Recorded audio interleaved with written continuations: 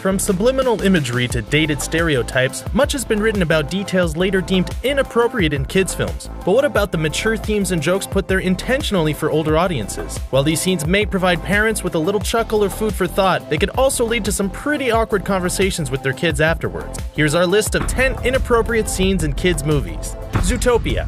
Although Judy Hopps acts as if she's above corruption when investigating the missing otter in Zootopia, she uses several questionable tactics to uncover the mystery, including but not limited to blackmailing and coercing Nick, as well as colluding with Zootopia's organized crime element. Judy's by-the-book persona goes out the window completely when she has Mr. Big threaten to ice Duke Weaselton in order to scare some information out of him. I guess the moral of this story is that the ends justify the means.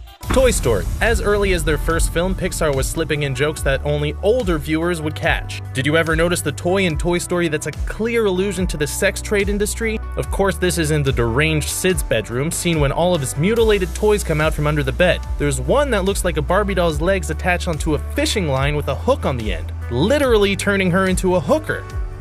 Shrek. There's a lot more that's inappropriate about Lord Farquaad than just his name. Did you ever wonder what he was doing in his bed when he asked the mirror to show him Princess Fiona's image again and again? There's even a subtle movement under his covers when he takes a peek for some reason. Really, the mirror's disgusted face says it all.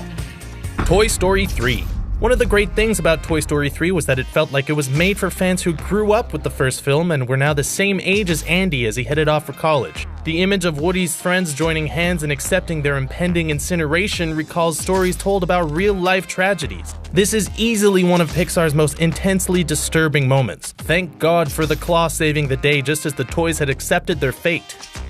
Despicable Me 2. Even though Despicable Me 2 was only released a few years ago, there's one scene that probably wouldn't make it past censors today. When Gru is having a bad date with the shallow, annoying Shannon, Lucy saves him by shooting Shannon in the rear with a mild moose tranquilizer. While it's obvious that Gru didn't administer the drugs himself, just having a date end up drugged and in such a compromising position is bad for business, even for a supervillain. The Good Dinosaur. Considering that The Good Dinosaur seemed to be more in line with Cars and that it was a Pixar film with very little adult appeal, there was one scene that seemed particularly out of place. No, not the scene where Arlo's father dies, by now that's par for the course in Disney films. We're talking about the scene where Arlo and Spot trip balls and hallucinate on some rotten fruit. Their out-of-body experience looks like a pretty fun time, despite the brief drug hangover.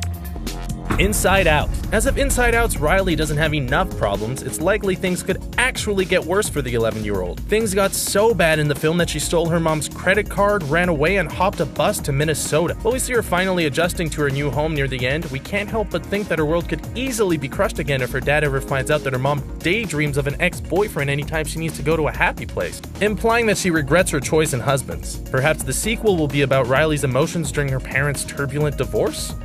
Ghostbusters. In the 1980s, the lines between kids' movies and adult fare was a little more blurred than it is now. For example, you have a film like Ghostbusters, a PG-13 movie with lots of mild swearing and sexual innuendo, yet marketed towards kids with toys and an animated series. One scene in particular that shouldn't make any sense to younger viewers is as brief as it is inappropriate. We're referring, of course, to the now infamous fellatio scene that implies Rey is receiving oral sex from a ghost. Don't expect anything like this in this summer's reboot. How to Train Your Dragon 2. This next entry isn't so much inappropriate as it is just an unexpected nod to a character's sexuality. The world of How to Train Your Dragon is filled with gruff Vikings, so it may surprise you to find out which character is actually gay. In How to Train Your Dragon 2, Hiccup's parents reunite and start bickering right away, causing Gobber to comment, "This is why I never married. This and one other reason." This is why I never married. This and one other reason.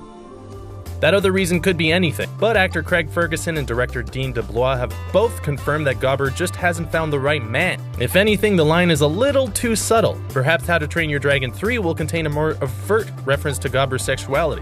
Ice Age: Dawn of the Dinosaurs. In the third Ice Age film, Buck, the weasel voiced by Simon Pegg, goes a little too far when sharing stories with the possums. Buck is about to tell them about the time he used a sharpened clamshell to turn a T-Rex into a T-Rachel when the mammoths put an end to fairy tale time. Parents watching were probably very thankful that Buck didn't go into any more detail about his crude castration of a dinosaur. These are just a few of the jokes and references that hopefully went over kids' heads. Did any go over ours? Tell us what we missed in the comments below.